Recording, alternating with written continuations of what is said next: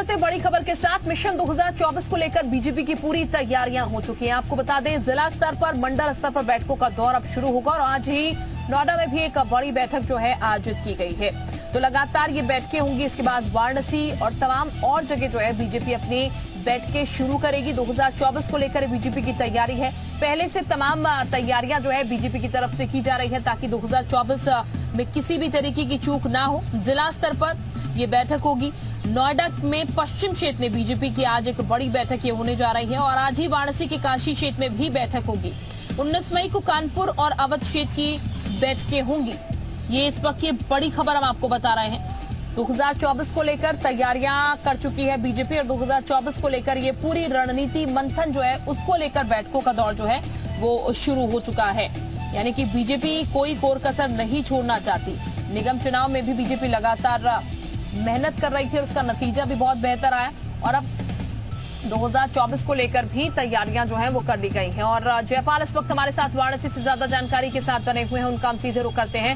जयपाल, बैठक आज वाराणसी में भी होने जा रही है और ये साफ दर्शा भी रहा है कि 2024 को लेकर कितनी प्रिपरेशन अभी से शुरू हो चुकी है बीजेपी की तरफ से।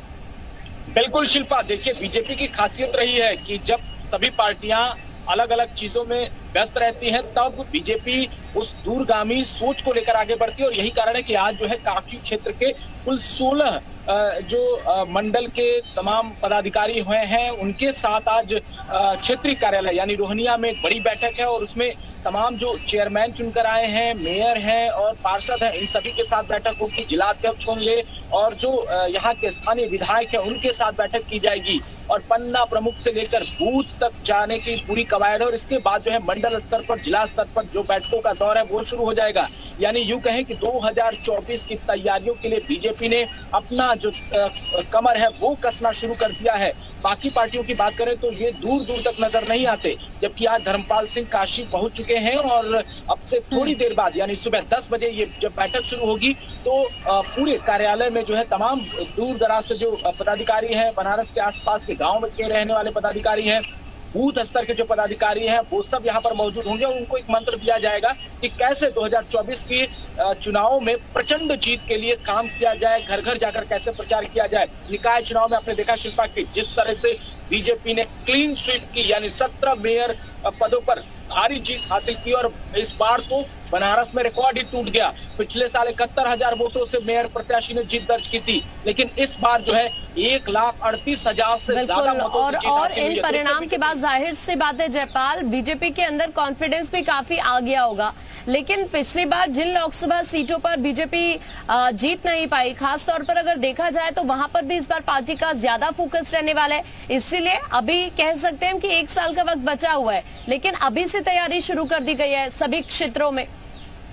बिल्कुल आकांक्षा, देखिए पूर्वांचल सबसे बड़ा गढ़ है और पूर्वांचल में गाजीपुर, आजमगढ़, बलिया ये 3 ऐसे जिले हैं जो कहीं न कहीं बीजेपी को असहज करते हैं। गाजीपुर की बात करें तो अभी भी वहां से बसपा के सांसद अफजाल अंसारी रहे हैं। अब चूंकि उनकी सदस्यता समाप्त हो जाएगी वो सांसद नहीं रहेंगे। हालांकि आजमगढ़ में भी उपचुनाव के बाद ही बीजेपी को जीत मिली, लेकिन बलिया एक ऐसा जिला है। वापस अभी आपके पास लौट रहे हैं नीतीश भी इस वक्त हमारे साथ लखनऊ से जुड़ गए हैं। नीतीश का भी रुक कर लेते हैं एक बार। नीतीश, चूंकि बीजेपी के लिए कहा जाता है कि 24/7 पार्टी काम करती है और अब एक बार फिर से वही तस्वीर दिख रही है कि आप देखिए विपक्ष अभी दूर दूर तक नजर नहीं आ रहा 2024 के चुनाव को देखते हुए, लेकिन बीजेपी ने जैसे ही निकाय चुनाव खत्म हुआ अब सीधा फोकस 2024 पर कर दिया है।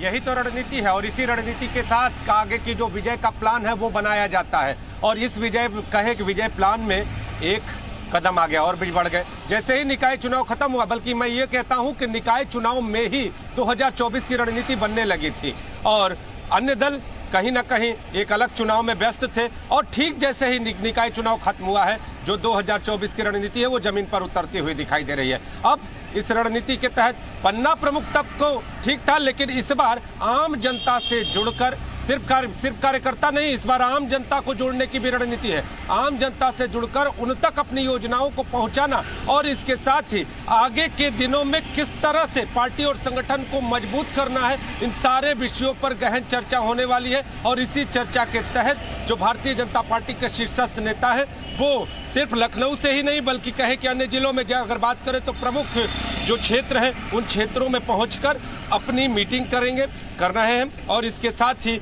अगर बात करें तो आगे के 2024 के चुनाव की रणनीति तैयार कर रहे हैं। तो आने वाला जो 2024 का चुनाव है वो अहम है। काशी तो प्रधानमंत्री का संसदीय क्षेत्र है, इसके अलावा अगर बात कर ले, अगर काशी क्षेत्र की बात कर ले तो काशी क्षेत्र में जितने भी ठीक है नीतीश, आप बने रहिए। जयपाल, आपका शुक्रिया जानकारी साझा करने के लिए। नीतीश, आपके पास लौटते हैं, कुछ और खबरों पर अपडेट लेंगे। इसी बीच